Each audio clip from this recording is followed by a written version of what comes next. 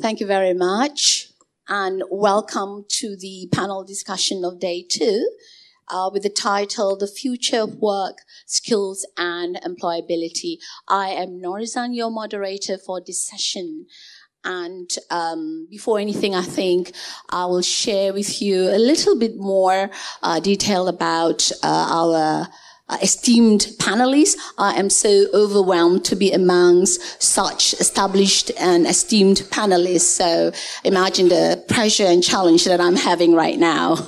So let's start with Nora Manaf on my very far right there. If I could talk a little bit about her background. She is active in her quest to make a difference, to empower women, and is the executive sponsor for Maybank's Women Mentor Women Council, established in 2013, and is a mentor for the ICAEW Talent Corp Women in Leadership program. And I understand you were next door yesterday at the conference. So in 2016, she was awarded the Beacon of Light Award at the National Women in Leadership Summit, organized by the Asian Strategy and Leadership Institute, ASLI, in partnership with the Ministry of Women, Family and Community Development. And as mentioned earlier by our MC, she is the Group Chief Human Capital Officer at Maybank Group and a member of the Group Exco of Maybank. She is also, as mentioned earlier, an adjunct professor appointed by the College of Business, University of Utara, Malaysia. And she's actively engaged in Malaysia's financial institutions, as well as employer and education circles through multiple leadership roles. She was recognized as a global top 50 human resource professional and was recently appointed into Talent Compact 4.0 and Industry Talent Advisory Panel of Talent Corp Malaysia. So we are truly honored to have you amongst the panel today. And moving on now, in the middle there, the gentleman in the middle, you won't miss him, Professor Dr. Michael James Keppell. He's focused on driving curriculum transformation, learning, teaching and assessment at Taylor's University. He also leads the Integrated Teaching and Lifelong Learning Center, or INTELLEC, focusing on the provision of holistic teaching and learning experiences for staff and students. Prior to this, he has a long professional history in higher education in Australia, Canada, and Hong Kong, and has worked at 7 different universities. Can't beat that. His expertise centers on curriculum design, innovative learning design of blended and online learning environments, educational technology, global partnerships, and authentic assessment for large-scale transformations. His research and practice focuses on personalized learning, learning design, digital futures, learning spaces, blended learning, authentic assessment, and leadership using design-based research. He was the first Australian to be elected to the board of the Open Education Consortium and is a life member of, I hope I pronounced this right, ASCILITE. Right, look it up, ASCILITE, to know more, because I didn't manage to get the full version of what ASCILITE stands for, but I'm sure it is an ostentatious organization. Okay, so now our next panelist that I will share her background with you is Sahyoun, the Chief Culture Officer at OpenLearning. She leads the organization's team expansion across its global offices with a particular focus on scaling inclusive high-performance cultures. Prior to that, she dedicated 4 years towards leading the company's marketing operations, contributing to its growth from 30,000 to over 1 million users worldwide. Her career centers on influencing change at a global scale through connecting people, visions, and brands. With a strong belief in technology being the enabler for social change, Sarah actively engages with organizations such as Sahyoun, Sahyoun, a redesigned ecosystem that supports, finances, and celebrates innovators. She also serves on the board of VibeWire, a co-working space and launchpad that empowers young entrepreneurs to create innovative social businesses. As a strong advocate of gender equality, she previously served as a marketing director for SoGal Sydney. How cool is that? The first female-led millennial venture capital fund and global community. So there you are. So I am so humbled in the presence of these three esteemed panelists. So now let me remind you of the scope of this panel entitled The Future of Work, Skills and Employability. Before that, a little bit of how this session will be moderated. It has two parts. The first part, I will be asking the questions to the panelists. And the second part, questions will be taken from the audience as well as from Slido. So we will be discussing the future of work, skills and employability.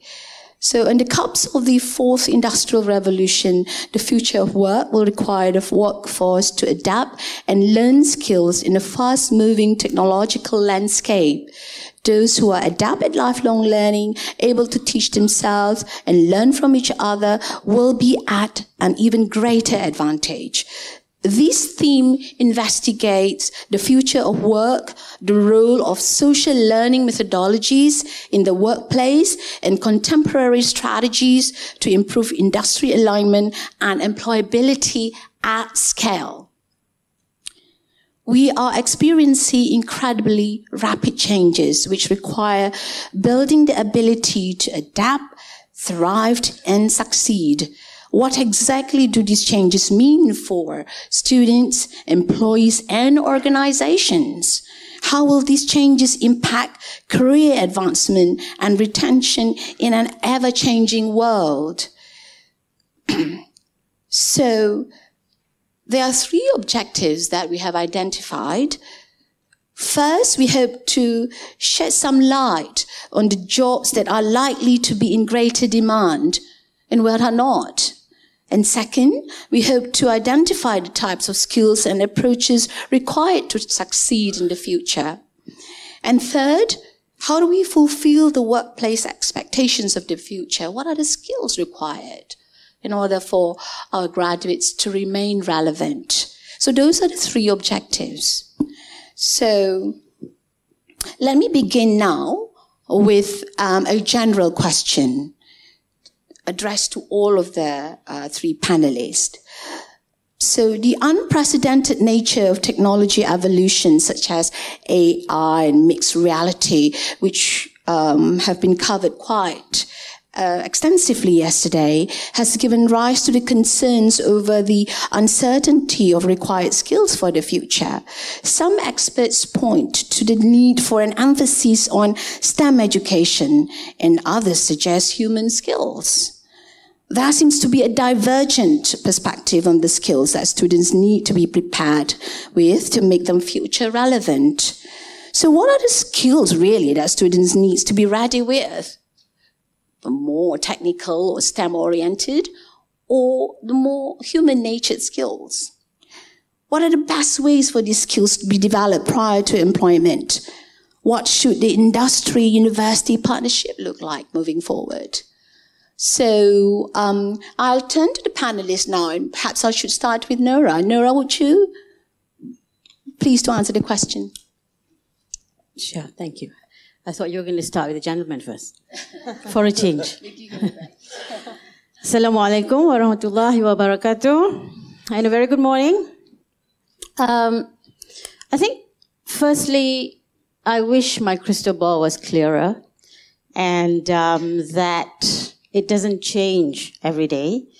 But that's the reality of the climate that we are in today. And as you say, Dr. Norrizan, that I'm sure you spent a lot of time yesterday talking about what's happening in the environment today. And any conversation and discussion has to be within that context. So on that note, I also want to highlight that there is so much uncertainties as every component of the global ecosystem is trying to redefine itself, recalibrate, isn't it? From business to geopolitical to individual to society. So this is not the time for anyone, for you and I, to say, we've got it. Because nobody's got it, right? So, and again, that's a very important thing to have at the back of our minds as we discuss and talk about the subjects this morning. What's changing? We know for sure, I mean, there's so many surveys out there, so many studies that puts it at between what? 50 to 70 million supposedly new jobs to be created. And I emphasize on supposedly because what's more dominant out there in the news and is applauded is only one aspect of good consequences. And I'm not saying that it's a bad one. But one good consequence of the current developments and advancements in technology, right? Which is job losses, right? And people being exited.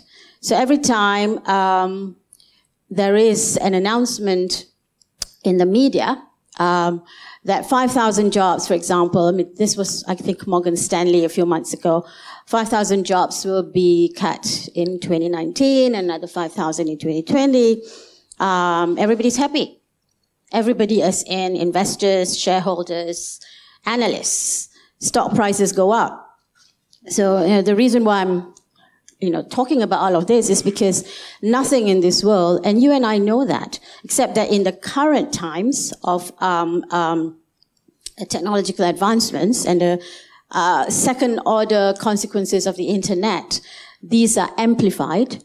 So you and I know that everything is integrated and interdependent. We always knew that. It doesn't take a PhD, I think. I don't want to sound arrogant, but I don't think it takes a PhD to understand that everything is integrated in this ecosystem, right?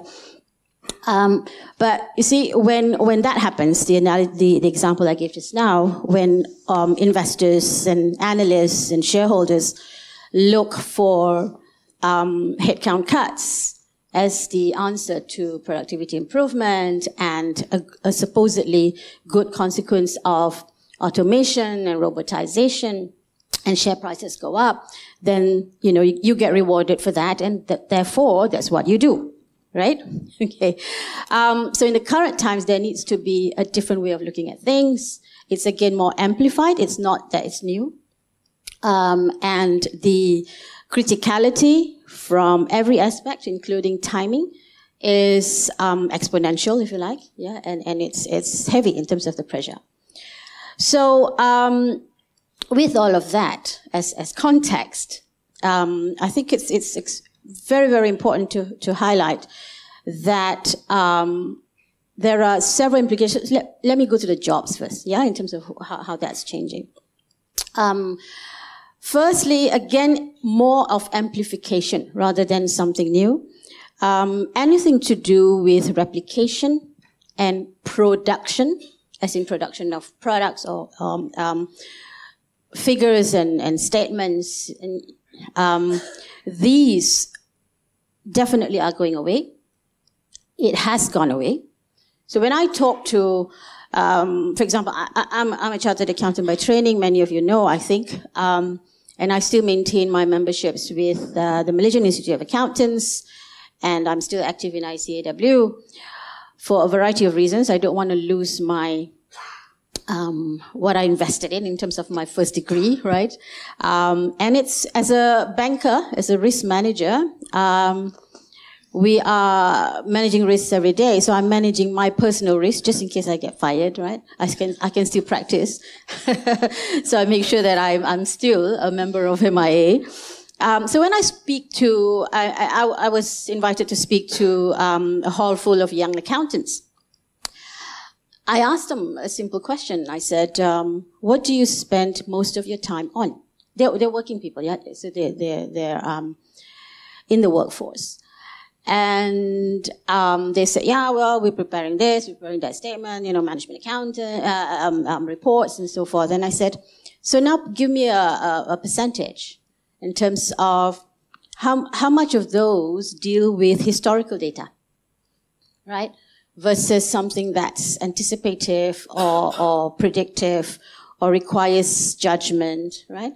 And they said, what the heck are you talking about? Well, then when they were forced to really do a little bit of on-the-spot analysis, they came up to between 80 to 90% actually of looking at historical data and producing, accounts and statements, right? And I said, then you're definitely going to be out of a job because there's a better and faster and cheaper way of generating those statements, right? So it doesn't take a rocket scientist again to figure out that. Again, the surveys, the study, the research that puts it at between 40 to 60% of every job. There's no exception of every job component that is going away, if not had already gone away, is absolutely true. Okay, and we're seeing that in the industry. So let me talk about the industry, right? It is definitely, a ticking time bomb, if you like, because businesses, again, have to do what they are rewarded for in terms of share prices and company valuations. And the only answer today is reduction of headcount as the only response. And that's bad. So everybody has an accountability to ensure that the creation of jobs actually is also much faster. As much as those announcements that are coming out about jobs going away and people reductions. And I say that because we are all part of an ecosystem, industry, academia, right, and the entire universe, because job losses affect individuals, families, and societies. And we see those reactions currently in the world, where the world is a totally unrecognizable place in terms of values and to some degree integrity, right? So it's a whole complex conversation that we have to have, and I hope to be able to, for us to spend a bit of time to peel it and come to hopefully a common conviction to make a difference. Right, because there needs to be that partnership. And I'm sure you're going to be asking more questions after in terms of what does that partnership look like. But I wanted to put that forth first as context, if you don't mind, Norrizan. Yeah.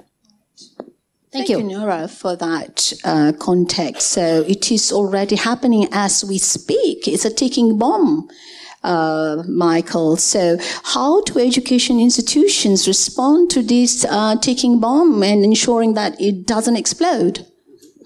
A great question. I think what we're doing at Taylor's University, we're trying to empower our graduates when they graduate to be employable.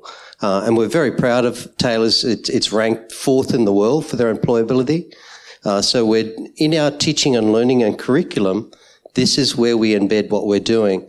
The focus that we're looking at is life skills. So we're trying to actually get the balance. I think it's more a balance rather than one replacing the other. STEM is very important. All the content is very important. All the disciplines are so essential. But we're trying to balance it with life skills. And our whole curriculum transformation is focused on that. Our first wave of transformation at the university was to introduce 3 core modules. One is on entrepreneurialism. We believe every student needs to actually undertake this. I oversee 15 life skill facilitators in my team who actually look at running personal competencies and social competencies. So we're focusing on the emotional well-being of the students. We want students when they graduate to be resilient and adaptable, We want them to be great in their profession, but we want them to be great in life as well. And so we feel we need to empower them at the university level. And that's the first phase of what we're doing. The life skill facilitators, they come from different areas like clinical psychology, life coaches, etc. They're in their second semester of implementation of these life skill modules, which are across 36 programs at the university, and great feedback on what they're doing and moving forward. Our second wave of what we're doing, and this is what I've been, if you like, living day and night for the last 12 months in the curriculum transformation. I've been responsible for the implementation with 36 programs and about 700 modules, transforming them all so that they actually align with our graduate capabilities. We have 8 graduate capabilities, and the idea with these is looking at the fact that we've got the content knowledge and expertise that we're looking at, but communication, lifelong learning, personal competencies, social competencies, global perspective, entrepreneurialism are all within that mix. Now, everyone is doing this with these graduate capabilities, but we're very serious about it, so it's actually built into the assessment. So everything that is important in higher education, if we consider it important, particularly for our students, needs to be assessed. So the graduate capabilities are looking at this, and our transformation, if you like, is building this particular way forward. So there's a mix right across every program, from medicine all the way through to teacher education, in terms of looking at these aspects and measuring these. But it's more about the measuring. It's about preparing our students to be better when they're out there when they graduate. We're very interested in what our students look like in 5 years after they graduate. And part of our transformation is to look to say to the curriculum, the program directors, is to say, what does that student look like and how are they different as one of our students? And what do they embody? And hopefully the idea of the life skills and graduate capabilities are going to be what they're looking at. So we've decided that we are going to put a lot of emphasis on the human side, as well as balancing with the high standards of what we do. And I think that it's not one or the other. You integrate it. So when you're looking at STEM, you do pedagogies. You do things like project-based learning. You get people working with each other. And you're looking at the communication and the collaborative nature of what they're doing. So what we need to do in our curriculum transformation is not to have one or the other, but to have this integrated and emphasize. But the important part of it is assessing and making it part of the whole ecosystem, an acceptable form as we're going forward. Thank you, Michael. So I heard some keywords on building graduate capabilities to address the changing industry requirements to make them relevant. I had a transformation, had collaboration. So as we're moving towards a culture of sharing, collaboration, and integration of resources from different stakeholders, what does it mean for the future workforce in terms of the application of social learning methodologies, for example? Sarah. Great, thank you. I think that's a really great question. And what I found quite interesting whilst hearing all the keynotes over the past 2 days is a lot of the core concepts of social learning can actually be directly applied in the workplace.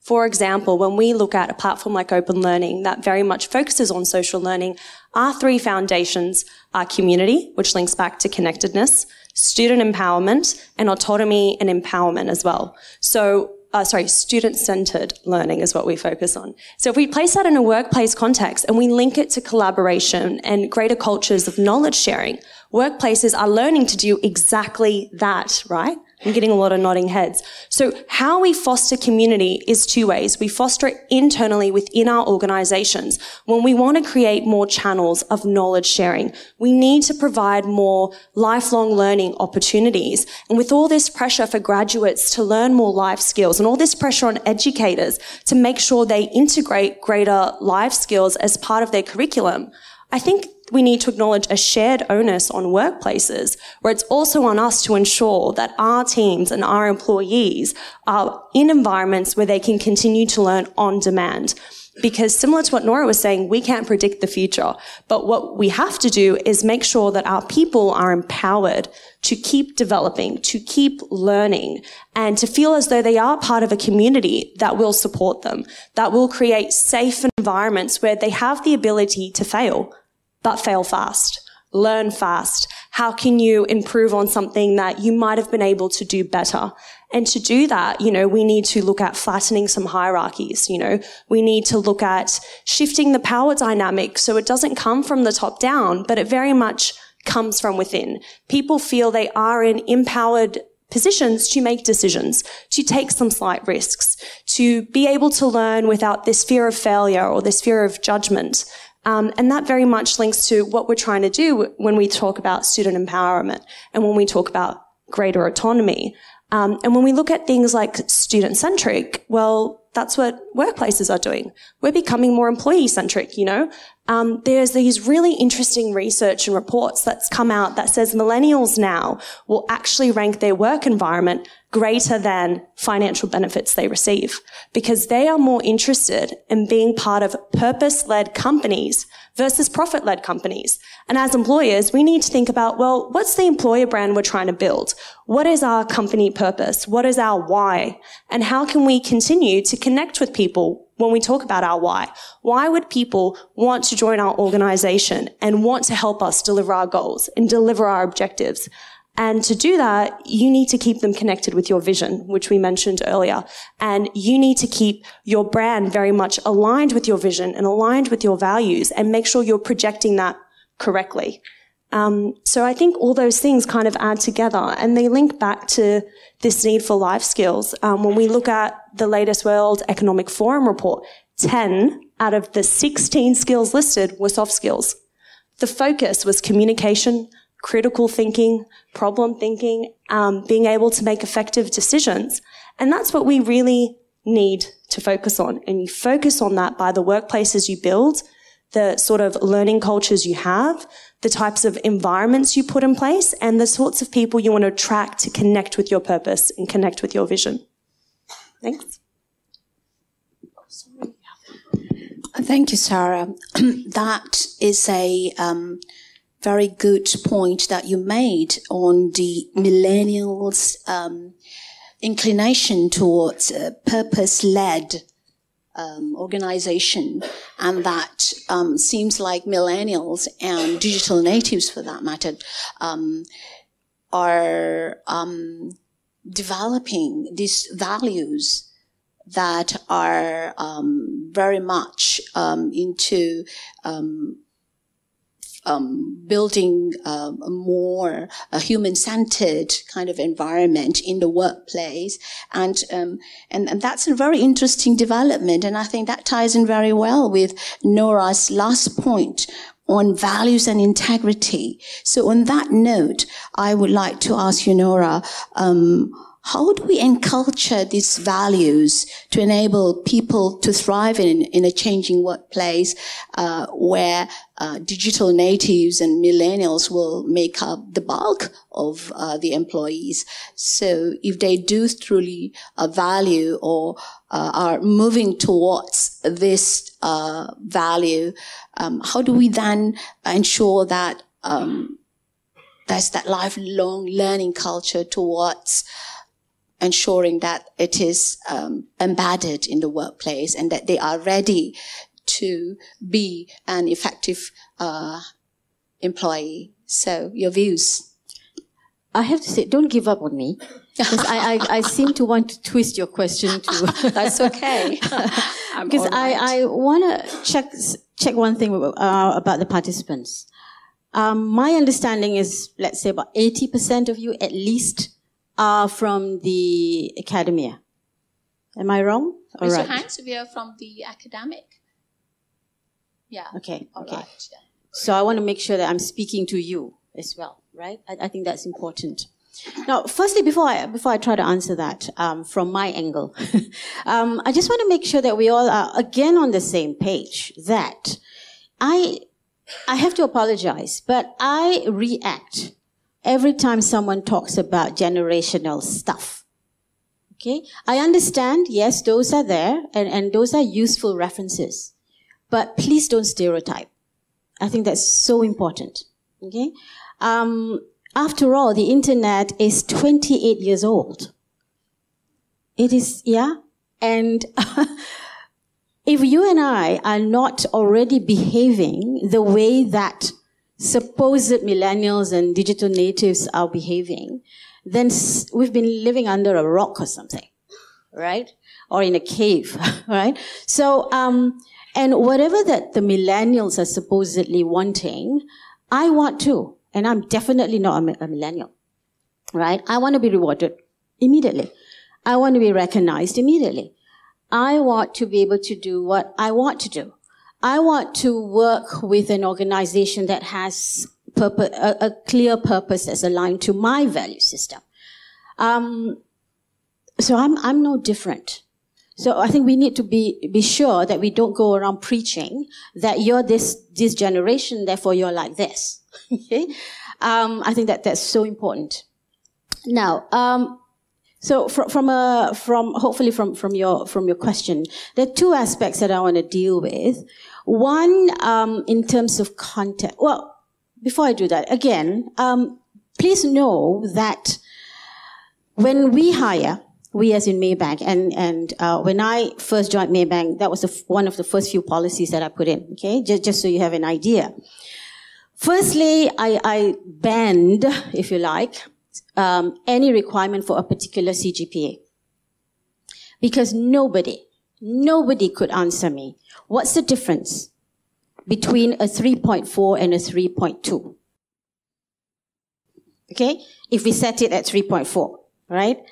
And is a 2.8 stupid? No, right? Will a 2.8 not be able to perform in the workplace? Nobody can answer. Is my 3.5 going to be producing our next $1 billion TBT? Nobody can answer. So why the heck do we put it? And it has big implications, major implications, life-changing implications, life-threatening implications, right? I always give the example that, let's say I'm coming up the lift to join my interviewers, and this young gentleman or lady is in the lift and strikes a conversation with me, and I like him or her, and I say, wow, this person's thought process is so clear.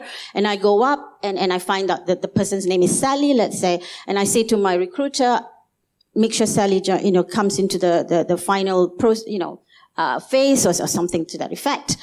And then later they tell me that, oh, by the way, Puan, we said it's 3.4, Sally's a 2.8. Right? And then if I insist and I say, no, I'm sure she's good, I want to meet her, then everybody's going to say a few things. One, oh, is Sally related to Nora Manaf? Right? I mean, we've been there, right? Yes. And worse still, audit. Right? Why is Nora Manaf going against the policy? Isn't it? So, why have we taken somebody out for no reason, really? Right? So that's something I've banned. The other thing is, I'd like you to know that for the longest time, I've had, and this is done by design, it's conscious. I have people who with a physics degree, I have currently an aeronautical engineer whom I pinched from Airbus, all doing HR. Okay? What does that say? Isn't it? So, the reason why I'm putting that forth is because the time is now. Because again, I know I'm preaching to the converted, right? I mean, you're more intelligent than I am, right? You know it, but knowing doesn't mean doing, and that's the frustration, right? So content is one. To Dr. Michael's point, I totally agree. There are some core parts that should be there, but others, please try to, not put people in silos. And so I'm actually challenging something that's probably a sacred cow in terms of discipline, major, minor, right? We need to think about that. Okay, for one. Second, in terms of content, how fast, and that's to your point, right? How fast, how agile? Because yes, at the workplace, we are making sure that the workplace is agile. And please remind me to talk about what we're doing in Maybank. But, the agility of content updating, how has that been put into the institutions of higher learning?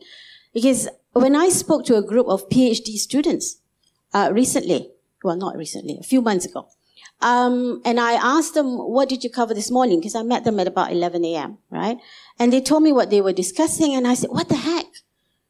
Organizations are no longer using what you're talking about, right? So you need to understand that organization charts, for example, is the bane of a lot of issues, and it's still covered. There's no longer, boxes. We don't do that anymore as much as possible. Because, of course, there are people who are clinging it for life, all right? And that's another battle, a separate conversation, right? Performance management.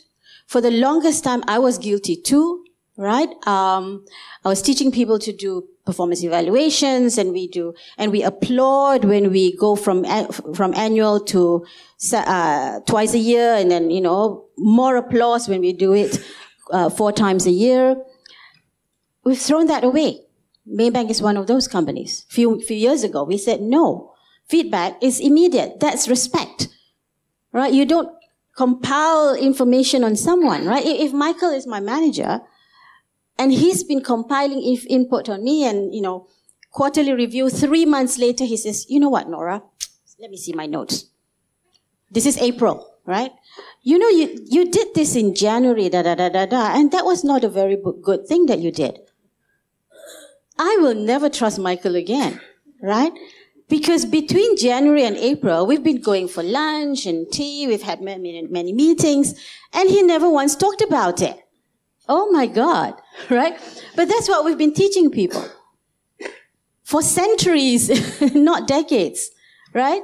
And the worst part is we teach people how to give constructive feedback, right? You know the sandwich, right? Compliment somebody first, and then whack the person, and then close with a compliment. I remember that. That was one of the first things I was taught when I joined human resources. And I was trained to, So it's crazy. Those are outdated. So performance management, no way.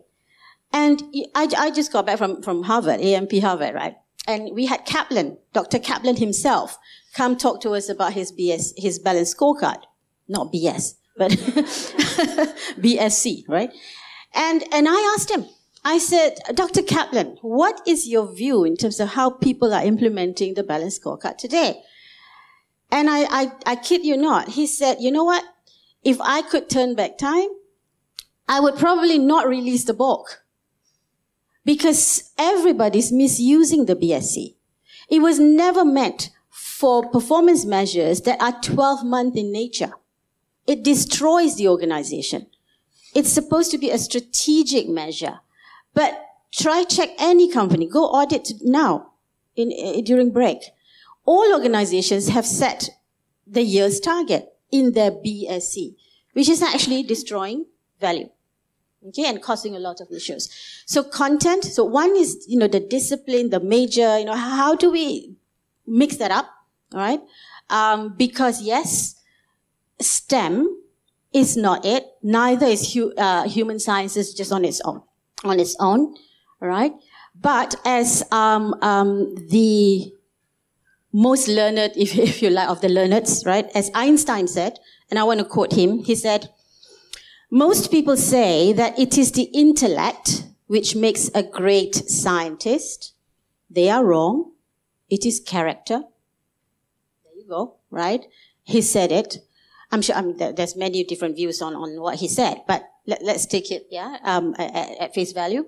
And I'm in total agreement, right? And that on its own tells us a lot about how we teach people.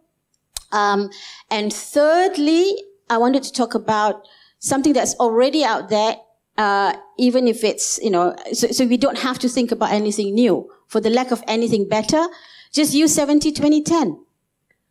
the philosophy of 70-20-10, which organizations have been using for decades, right? Or rather talked for decades. Some organizations do it better, and alhamdulillah, thank God, without arrogance, Maybank is trying to do it, well, okay? For now, almost 10 years, we've made sure that our budget, our training budget, which, by the way, is never lower than 90 million, all right, that it is spent towards 70% 2010, right? How would you do that in the universities? Because that will answer a lot of issues. And, Malaysia for the longest time was talking about the unemployability of graduates, right? It's because of that. It's because of the inability to perform in the workplace, all right? And it's not about, and I always talk about, it's not about what you know. It's about what you do with what you know that matters in the real world, okay? So the 70-20-10 is absolutely one way of doing things differently today.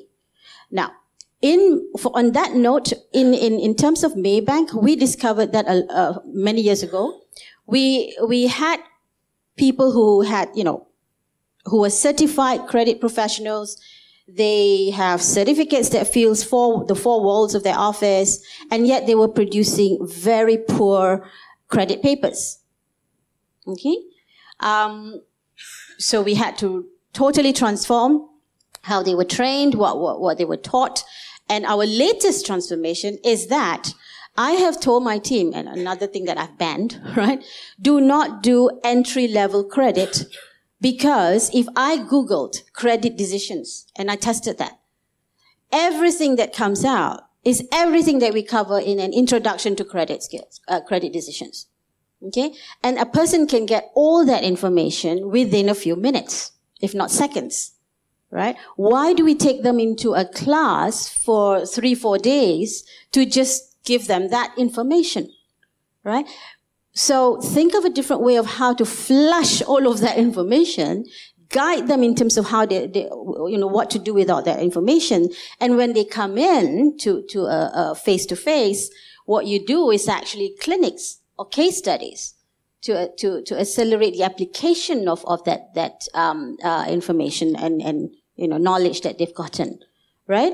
So just that is something that you can do today, and we did it like almost immediately, right? So the speed of our change needs to reflect the current times as well, and that for me is a big bane, if you like. I have to apologize, but yeah, thank you. Thank you, Nora. And it is interesting to note that many corporations are already implementing transformational efforts, and Maybank at least is doing that in terms of their recruitment, assessment, and professional development. So yesterday, and in many conferences that I've attended, there's this hype about Apple and Google are already hiring people without degree qualifications. I have my personal views to this because there's not enough information on that. What area of work are these people being hired for? And it's always, a very superficial remark about, Apple and Google are already doing it, not hiring. So there isn't enough information.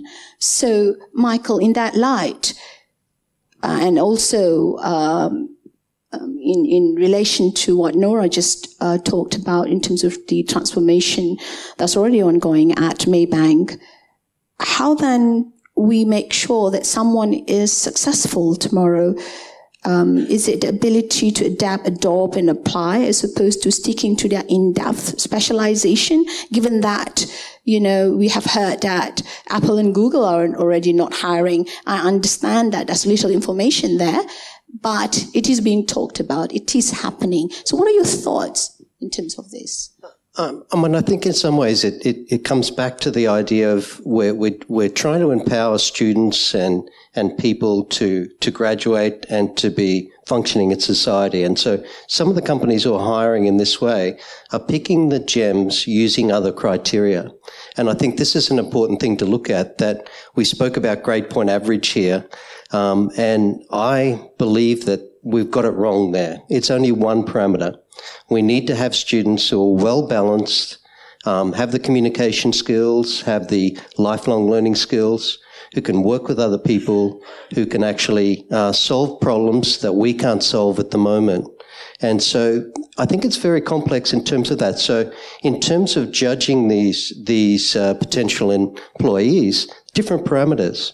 We want someone who can change the world. We want them to do a better job of what we're doing at the moment. So I begin with, in an organisation, if you like, if I go back to the university setting, values-based leadership is important. You really have to have leaders in an organisation who value certain aspects. At our particular university, we value the idea that we want students to be great academically, but we want them to function with these life skills to be resilient and adaptable when they graduate. And we're serious about it. We're transforming our whole curriculum.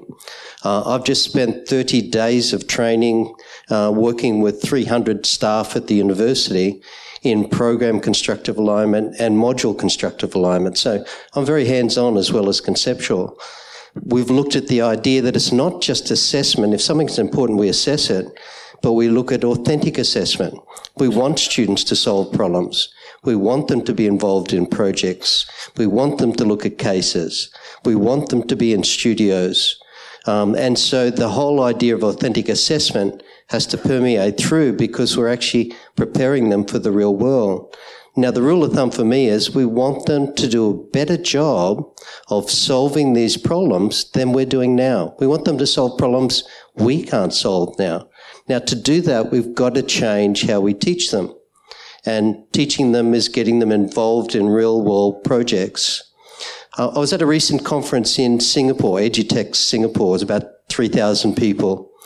The highlight of the conference for me was when 5 high school students stood up in a crowd of 3,000 people and talked about their project for creating, and it was an authentic project and an authentic problem, in working on this organic garden and using technology to monitor and use different aspects. That was a highlight to me. They were kids who were actually doing everything we want them to do. They were actually working on a real world problem, and they're wanting to share it, and they're wanting to share it with other schools. So I think there's some of the things we need to look at. I think content is very important, but also too, we've got the co-curricular. Co-curricular to me are the things like that we look at, and again, this gets back to values-based leadership. At our institution, we give students a code transcript at the moment in terms of their volunteering, their leadership, their global work that they do, and we have a number of parameters. And so these students, we're encouraging them to be a president of a student association. So it's not just the academic side we need to encourage. The whole ecosystem that we need to build needs to encourage these different aspects in terms of what they're doing. So these are really important. So the whole ecosystem has to change to account for this. But we're wanting students who can think differently. And if Google and Apple and so forth are finding students that think differently to fit what they want to do, this is what they're looking for. And I think this is where we have to change our approaches in higher education to actually empower our students to do that. So that when they come in, someone with, doesn't matter what their grade point average, if they impress me and they're willing to learn and they can do the different things and they've got the qualifications that they need, they will probably stand out more than another person who can't do the things that I want them to do. Can they work with people? Are they interested in learning more as they go forward? Can they take risk as an entrepreneur? Can they actually have a global perspective in working in a multicultural group? Can they do all of these things? And I think this is where it's going, that these are going to be as important as the qualification we give our students. Let's face it, when someone gets a degree and they graduate and they go for a particular job, how do they differentiate themselves? If everyone has got the same grade point average, they need to differentiate themselves by who they are, their communication skills, etc., as they're going through. So I think this has to change in what we do to make our graduates really solving these problems that we can't solve now. And there's a lot of them that we need to do. Thank you. So you mentioned, Michael, 2 parameters, value-based leadership and authentic assessment, so that the future workers can do a better job at solving problems that we can't. So Sarah, in your experience, having done some initiatives on a global scale, what are your views in terms of a few of these parameters or some other parameters that you have deployed in your work in previous organizations, such as those innovative social businesses? So, do share with us. Thank you. So just to clarify, when we talk about parameters, like in what specifically in terms of, certain frameworks that we can put in place to help people better solve those problems, for sure. So I think what's really interesting, I first want to say, as both Nora and Dr. Michael were talking, I couldn't shake my head more. I'm like, yes, no to performance management systems. Could not agree more. And it links to what Dr. Michael was saying about authentic assessment, because again, I keep hearing this terminology between like the education space, and we're here surrounded by academics. And to me, so much of it can be so applicable to a working environment, like authentic assessment, authentic performance reviews, exactly the same. And I think what that gets down to is we go back to this need for, whilst it's great, and we're not saying that technical skills aren't needed, they are still needed, even, with the rise of automation and these new technologies. These technologies need to continue to complement with human beings, because we as human beings need to know how to monitor, how to assess, how to take this rich data that we now have greater access to than ever before and make informed decisions. We need to be able to do all that. And then, as well as having these human skills and complementing it with technology, we need to be able to still innovate. And now more than ever, we have more information to help us innovate and solve real world problems. So when we look at, what are the sort of new phenomenons that we're seeing rising around the world, and you mentioned from my experiences, what have I been involved in to see this rise of innovation? There are quite a few things. So, for example, Dr. Norrizan mentioned before, I sit on the board of VibeWire, and what that's about, not only is it a co-working space, it's actually focused on a program called the Skills Jungle Gym. And what that is it's pulled out these 8 enterprise skills from a recent Australian Focus report. And it says these are the skills of the future. So how do we create environments where we can actually empower people to adopt these skills? And by doing so, not only do we create that environment, how do we pair them with other experts? How do we pair them with like-minded people to build their own communities of practice to actually help foster greater innovation, to create spaces where they can get together and want to innovate and want to learn and know that in case they do fail, just try again. Let's do it differently. Let's look up some new data and gain new insights and see how we could have improved, And from there, you get these really cool, interesting things that are happening, more of which we hear the term hackathon thrown around all the time. And an interesting perception around hackathons is you have to be a techie. You have to know how to code to go to a hackathon. And I'm a great example of this. I work for a technology company, education technology company. I'm not a techie. I tried coding. I tried very hard. And it wasn't for me, guys, but I'm going to keep trying. But the thing is, when you go to these hackathons, you're just as useful as, people with those technical skills, because you can help take interesting technologies and connect it with communities to actually enable that technology to do some social good, to have some social impact. You can go to these hackathons and meet other really passionate, amazing people and help brainstorm some really cool ideas to solve some very real world problems.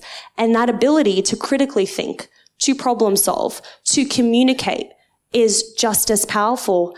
And there's this really interesting term going around. So we have STEM and then we have STEAM, which adds the arts component to STEM. And a really great speaker I once saw, her name was Sahyoun Williams, and she's in a senior leadership position inside Google Australia. And she said this great thing that just made everything click. She's like, what we need is STEM plus X. And that X is that interchangeable component that actually brings all those other human skills to STEM, because STEM is only as useful as we enable it to be. You know, technologies take on the real powerful tools that they can become once they're paired to address real world issues, once they're paired to help humanity, to do social good. So I think as we continue to progress and as everything continues to change so rapidly, what's really core to all this is staying very interconnected, is, having more channels and avenues where communities do stay global, where people can continue to connect and they can continue to complement people's skills and do it in a way that allows them to innovate and in a way where they're supported both from the educator lens, but also from their employer lens, where they have the spaces and they are encouraged to think outside the box. And that's how I personally think as a collective will continue to succeed and continue to pair very strongly with technology. Thank you. Thank you, Sarah. So, shifting gear a little bit here. So we'll move on to the second part of the session, where we'll now take questions from the audience. And maybe we can pull up some questions from Slido as well. We only have about maybe 15 minutes for that. Is that all right? Yes, that is all right. Okay, all right. Okay. So maybe we'll start off from the floor, maybe about 2 questions from the floor, if that's all right. And then we'll look at the Slidos. Actually, we have a lot of questions on Slido. Okay, so you might have put your questions on the Slido, so we'll just need to turn I'll be our happy heads to around. read it out, so you don't have to do the neck exercise. Anyways, the first we want to do our question, neck exercise, but that's okay if you want to do that. Okay. All right, so the top question that we have is, how receptive are employers, especially SMEs, towards micro-credentials who favor formal credentials from recognized higher learning institutions? Okay. Micro-credentials. So you want to start? Yeah, I think this is a great trend, I think, in terms of micro-credentials and digital badges. And I think using blockchain technology, I think it's so important to embrace that. It's some of the aspects we're exploring at Taylor's University as well throughout our curriculum transformation, that this gives another avenue for students to be involved in different types of credentials. It allows them to actually, if you like, collect these credentials and use it to market themselves. So it's getting back to a personal brand for the students to actually do this. I think the idea of them are great because in terms of the variety and the recognition of what we're looking at, I think is extraordinary. One of my colleagues in the audience, Chi Leong from Taylor's, he used digital credentials at our recent conference where we had digital certificates for students who were best papers, and they were connected through blockchain technology to actually show that the credential was a legitimate one. You can then post it into Twitter and LinkedIn and so forth. So I think the possibilities, I think, from micro-credentials are wonderful in terms of, if you like, integrating with the curriculum to provide another avenue for students to gain some different aspects. For instance, we have a hospitality school looking at cooks and chefs who are doing digital credentials in those areas and adding, if you like, to their brand when they graduate. So if we're looking at employability, how can we get students to be more marketable? The micro-credentials allow that, but it's better learning as well.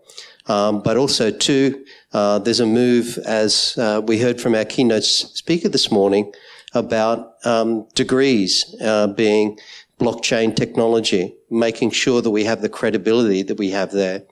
But I think it's a wonderful way forward in terms of what we're looking at for micro-credentials and digital badges, and something that we're exploring very actively.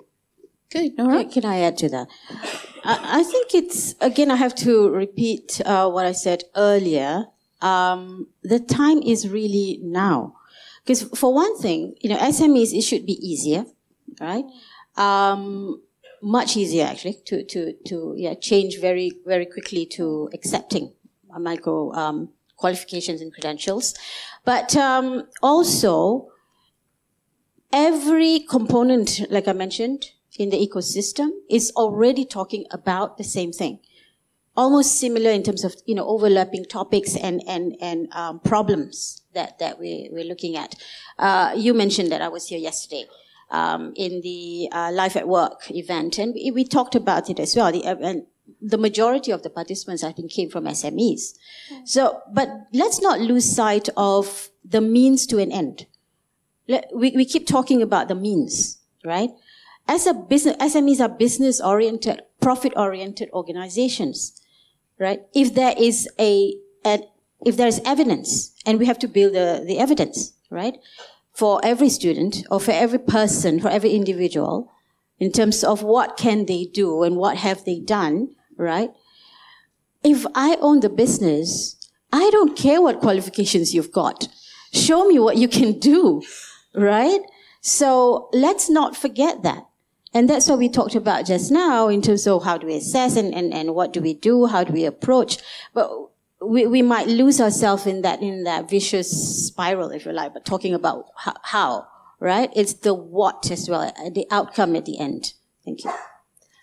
I think just to add on that, in terms of how accepting our employers to this stuff makes me really excited. So yesterday when OpenLearning did the launch of the portfolio and the talent search, I cannot be happier to be able to use this because we want to see evidence, right? It's great that you went to university. It's fantastic that you have a degree, and I fully respect that. But what does that mean? Like, what can you do? Can you show me a portfolio of work? Can you give me an example of a project you worked on that showcased great communication skills? I love that you can code. Good on you for doing Python. Show me code you've built. How do I know if I'm about to hire you and pay you a salary, how good you are? A portfolio will prove it. A portfolio that comes from a platform where you actually did your learning so you cannot make it up yourself will verify that. And I can trust that. So I think as an employer, when we have technologies like OpenLearning creating these amazing portfolio systems and then giving me a talent search system, that makes me very excited. And as an employer, I think it makes me more accepting and more interested in you as a candidate because I think what you're presenting me is more credible and it's more viable and it will involve less background checks on my end. And not just that, but we all know when it comes to hiring, it's an incredibly expensive decision to make.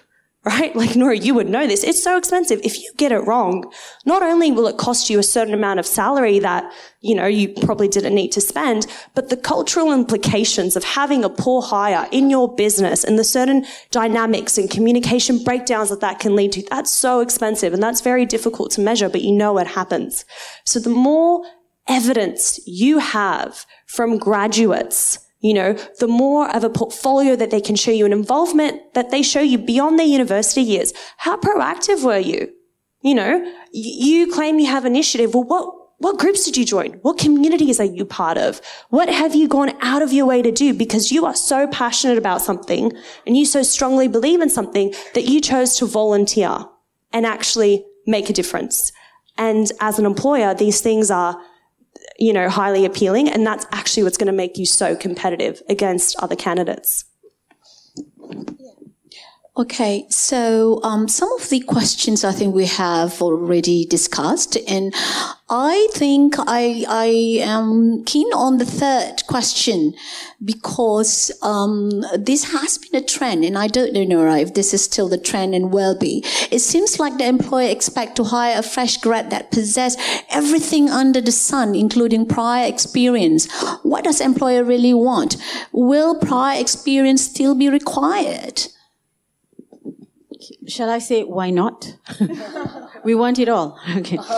No, but no. I've been in both sides. Yeah. I was a teacher. I was a teacher before, right?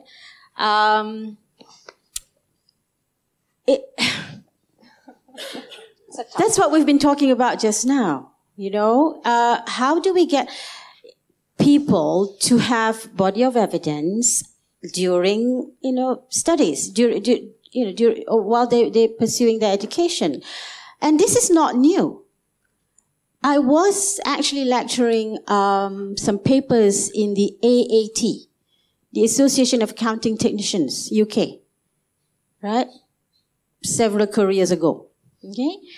And that qualification, I think it's about, I can't remember the exact, but I think it's about like 60% is portfolio, is evidence of work. So it's nothing new. It's just amplified today, right? And so, really think about the 70-20-10.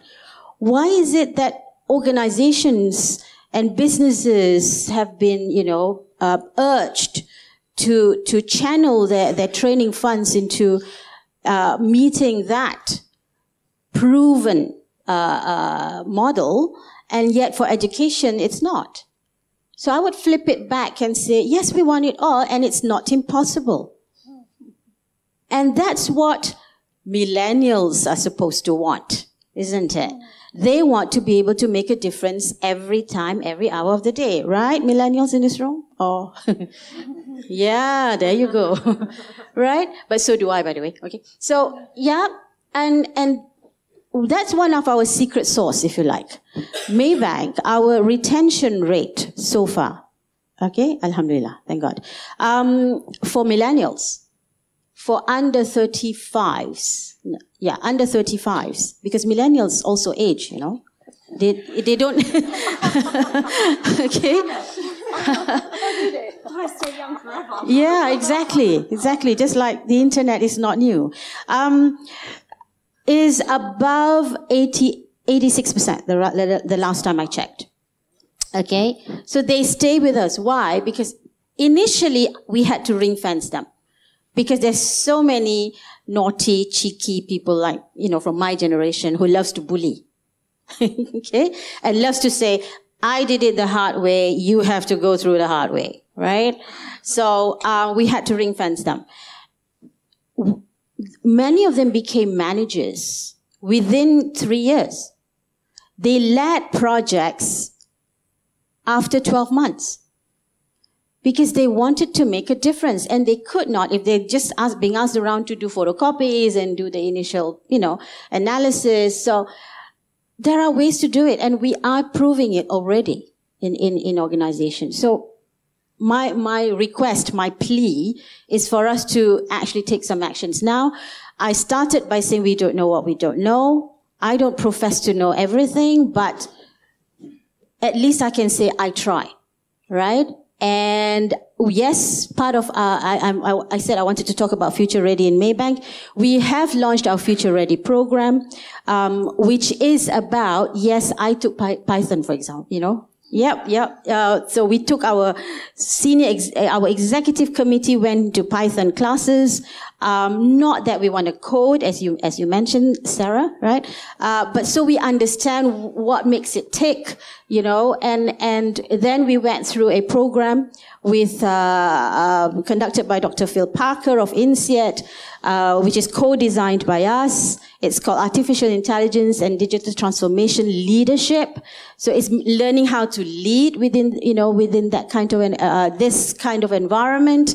So it's not about, just the technical part, right, of things. So if I may, right, I also wanted to emphasize what Sarah said just now. At the end of the day, the hackathons, it's about solutions, right? And for the longest time, even before, the subject of what do we do today in this current environment came up, I had always been talking to students and to participants about the fact that we pull our hair, right, with not having enough people who solves things. The world is not short of people who can point out mistakes and issues and gaps. My goodness, right? But how many people actually take some action, right? If there's a leak here in the roof, I bet you that 99% of us will be looking at it and say, my God, look at the upkeep of display, blah, blah, blah. We bitch, excuse my French, about it, right? Now, I look for the person who actually gets up and goes get a pail because he or she, is observing that the water is ruining the carpet over there. At least for a start, right? I will hire that person immediately. Okay? And by the way, on agility, thank you. I love your responsiveness. By the way, in terms of agility for Maybank, my team is empowered to carry with them offer letters, conditional offer letters, because we're a bank, right? You have to pass your credit and stuff like that. But if, as long as your credit history is clean, right, and you're not a criminal, right, the job's yours, right? So stuff like that. We do need to try different things and do things that we already know. So it's about solutions. And no more career paths, by the way. There was a point that Sarah also raised. I just want to, emphasize the fact that even succession planning, right? Succession plan to where? To nowhere. Because jobs are being redesigned, right? And the agility of giving someone something to do, project-based, is already in place. Maybank, we're piloting. And once we pilot, I tell you, inshallah, God willing, we're going to be accelerating it. We call it our marketplace, Maybank Marketplace, where as long as there's something to be done, we'll post it. And so we're cutting through all the bureaucracies and there's no more job posting because it's not a job per se. It's a job. Okay? It's not what you and I have defined it in the past. And the person then just goes. And all those issues of org structures, and silo mentality and all that, we don't have time to cure because nobody's found a cure for decades, ever since I joined the workforce. Nobody's solved it, right? This is the time that we're just going to cut through that. Because if we have to apply to go into this and managers are going to say, oh, but I need the job to be done, so I need a replacement, so that's going to take 3 months. The project can't wait. The work that needs to be done, that job that needs to be done cannot wait for that. We just cut it through. So whatever is being, in fact, if you're telling your students that there will be career paths, Sarah talked about jungle gym. Skills jungle career gym. That's exactly what it is, right? Nobody wants to talk about that anymore, and organizations, at least progressive ones, hopefully, we're just going to push everybody along the same path. We're just going to have work to be done, right? And then that solves, so this is the integrated bit, that solves the issue of low wages, because then, you're in charge. If you have the capacity, you can take 5 jobs at the same time, I would allow it. So, let me do a bit of advertisements. Maybank, right? We have, as you probably know, we have our sabbatical leave, which allows our people to take some time off and go work for another employer or go start a business. We'll help you, in fact, right? So that's what we're trying to do, and we're trying to push our people who are miserable in their jobs, instead of sending them to Phuket or to Langkawi or to Bali to try to get their motivation up, because they don't like the job, right? They ended up as a banker because their parents and their grandparents said being a banker is good, right? And all they wanted to do is actually bake, right? So we convert them into, because they don't want to lose some stability in terms of employment and what society looks for in terms of respect. That needs to change too. So we've got, the last time I checked, we've got about 1,000 by now who are already converted into three-day work week or 4-day work week. And for the rest of the time, as long as they declare, they run a bakery, in their, and started a business and so forth, right? And for the longest time, this particular banker loves to write, right? The person is doing freelance writing, journalism. So why not? So the organization is no longer, married to the staff, and neither is the staff married to the employer, and demanding, that I should be paid 20,000 in my second year of work, right? You can still achieve your 20,000 with that combination of several sources of income. That is what's happening today, and will be what is going to be, more normal in the next few years. So this will probably be your last comment as well. So maybe your response to this new normal, Michael and Sarah, as your comment. Do you have any? Okay. Thank you. I'm going to end with a really short response, because that question, I almost feel bad. I almost feel like we've put so much pressure on you and people are there going, you want too much. How can I do it all? And I do agree with Nora. You can do it all. But what I want to say and end with is, don't view it as such a negative, daunting thing. Mindset is everything. You know, growth mindset is one of the key things I personally look for when I hire someone. It is so crucial. And when we say, you know, you need to do it all, don't have this fixation on prior experience only being work experience. I think one point all of us have gotten across is it's life experience, you know? So that can be everything. That's everything you do during university. That's one element of life experience. You know, you made the commitment to go to a university to dedicate 3, 5, 6 years of your life to get a degree. You know, the experiences you've taken from that are life experiences. You know, you decided to go and volunteer somewhere. The experiences you get from volunteering, having to learn how to communicate with different people, having to deliver different project deadlines, being able to tell me how you were able to track success, tell me how you measured success. They're life experiences that don't require working for an employer. And I think I really want to stress that, because I don't want, you know, young graduates walking out feeling overwhelmed like they're destined to fail because they can never have all the requirements employer wants. You actually have it, and it's very accessible to you. It comes down to mindset. It comes down to how proactive you are. And not just that, but something so simple, like in an interview, show me a bit of personality. I love personality. Like, I love seeing a bit of a quirky character or knowing your interests, that you like to bake and you're a banker. And the reason Dr. Norrizan and I laughed, because I was giving that exact example where my partner's a banker and he loves baking. He's a banker baker, and that's great.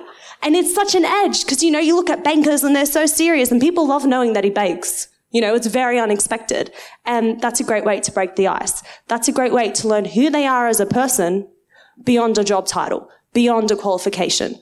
And employers are interested in that because they have to work with you. And the team has to work with you. And they need to figure out how you're going to work with everyone else. So yeah, no pressure. Get some life experience. And that comes in all different shapes and sizes, not just purely through work. Don't be afraid to show who you are. You know, we don't need to be perfect professional robots. They're boring, right? I want to see your personality. And OpenLearning's hiring, so feel free to talk to me, guys. I'm just going to throw that in. We need lots of people. And yeah, all the best. Some last comments? Okay, dear panelists, due to interest of time, we will need to cut short. Oh, okay, yes. Oh, okay. 1 minute. I think it gets back to values-based leadership. I think for in organisations, we have to work out what we value if we're educating our students to be empowered for the future.